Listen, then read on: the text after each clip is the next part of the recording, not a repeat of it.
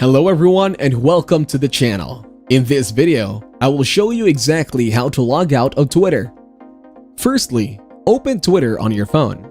Swipe left to open the left bar menu. Open the settings of your account. Tap on your account. Click on Account Information. Here, you can see an option to log out.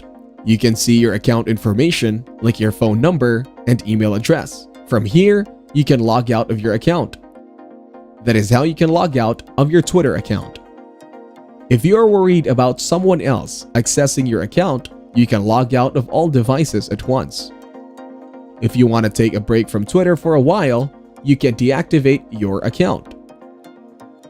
This will make your account invisible to other users, but if you can reactivate it at any time. Thank you everyone for watching. Hope you got some value. Make sure to like the video and subscribe to our channel.